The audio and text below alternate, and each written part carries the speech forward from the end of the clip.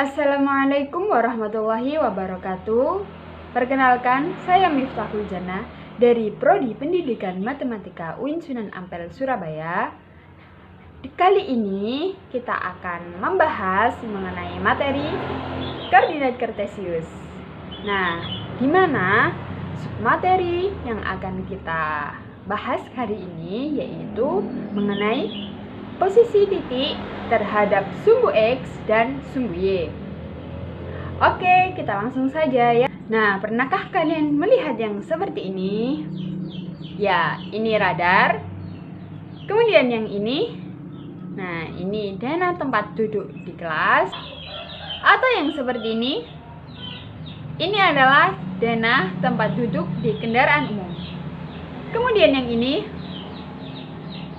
peta perumahan di perkotaan.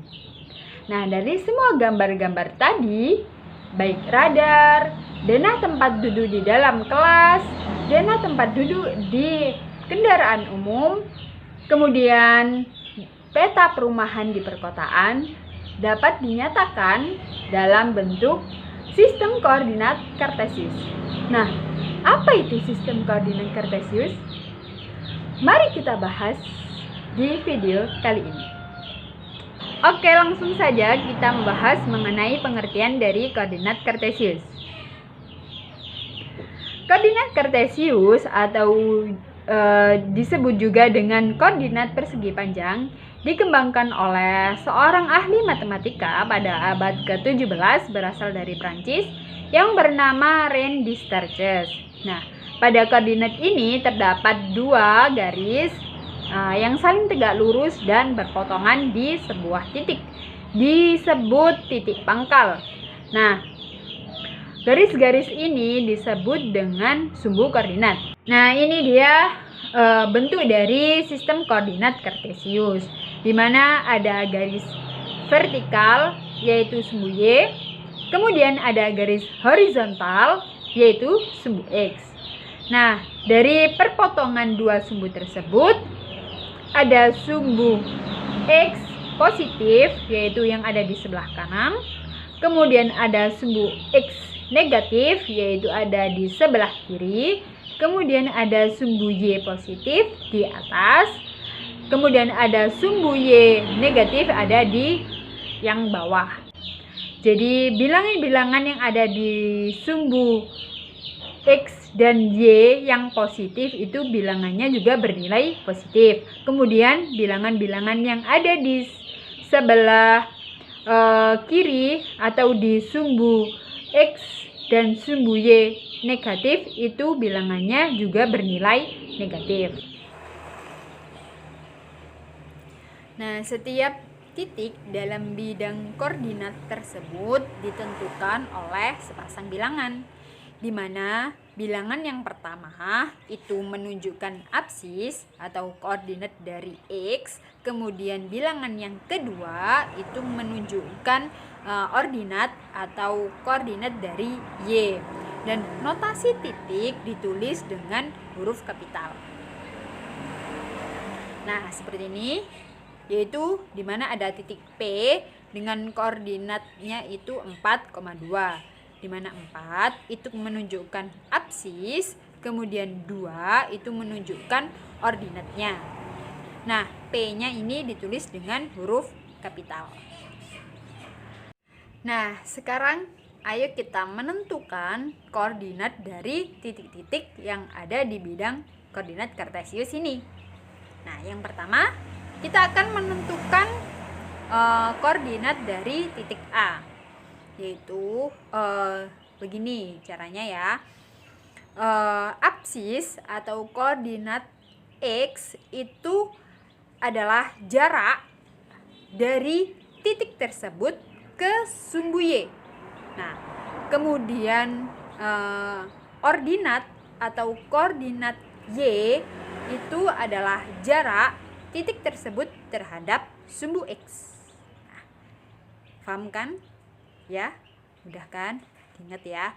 Jadi absis itu jarak terhadap titik tersebut ke sumbu Y, kemudian ordinat jarak antara titik tersebut terhadap sumbu X. Oke, kita hitung terlebih dahulu jarak titik A terhadap sumbu Y. Oke, kita hitung ya. Jadi dari titik A nih, jadi 1, 2, 3, 4, 5. Jadi jaraknya adalah 5 satuan. Absisnya berarti 5. Kemudian jarak antara titik A terhadap sumbu X yaitu 1, 2, 3. Jadi ordinatnya adalah 3. Nah, mudah bukan? Oke, kita hitung yang titik B sekarang. Jarak antara titik B dengan sumbu Y terlebih dahulu untuk mencari absisnya ya. Jadi jaraknya yaitu 1, 2, 3, 4. Nah, karena titik B berada di sebelah kiri, jadi nilainya negatif. Jadi jaraknya kan tadi 4. Jadi untuk absisnya yaitu min 4.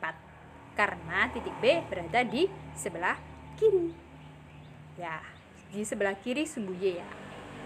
Nah, untuk ini sekarang untuk ordinatnya kita hitung dulu jaraknya dari titik B terhadap sumbu X yaitu 1, 2.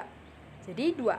Jadi ordinatnya 2. Jadi titik koordinat atau koordinat dari titik B yaitu min 4,2. Paham? Nah, ini ya. Jadi benar ya. Jadi titik A tadi 5,3. Nah, ini kalau sudah dicari semua koordinat dari titik-titik yang lain. Jadi seperti ini. Nah, karena tadi ada perpotongan ya dari sumbu X dan sumbu Y, akibatnya yaitu membagi bidang koordinat menjadi 4. Nah ini. Jadi yang di sebelah kanan atas ya kan, kanan atas itu kuadran 1, kemudian kiri atas itu kuadran 2, kemudian kiri bawah itu kuadran 3, kemudian kanan bawah itu kuadran 4. Nah seperti itu ya. Nah, ini jadi kuadran 1 itu koordinat X-nya bernilai positif dan koordinat Y-nya juga positif. Ya kan? Jadi kuadran 1 itu semua X dan Y-nya positif. Kemudian kuadran 2 itu koordinat X-nya negatif dan koordinat Y-nya positif. Jadi X-nya yang negatif, Y-nya positif. Kemudian kuadran 3 itu koordinat X-nya negatif dan koordinat Y-nya juga negatif. Jadi yang kuadran 3 itu sama-sama negatif antara X dan Y. Kemudian kuadran 4 itu koordinat X-nya positif dan koordinat Y-nya negatif. Jadi yang positif hanya X-nya. Kemudian yang Y-nya itu negatif. Nah, jadi seperti ini ya.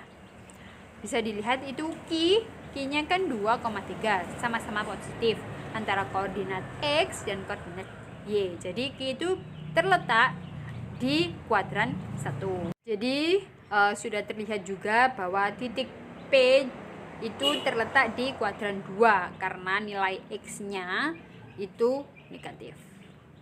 Oke, mudah kan?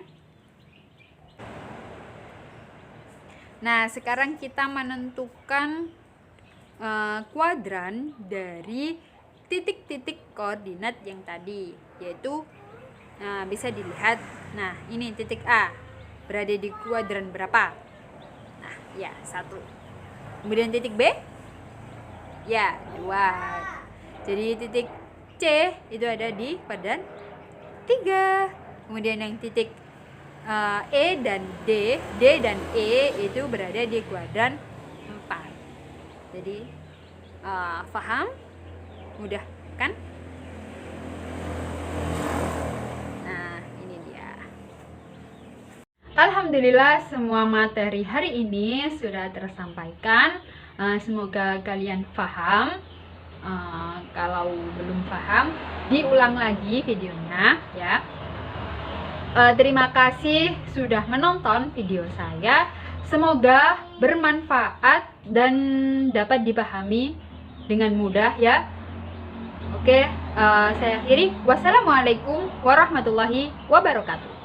Sampai jumpa di video selanjutnya.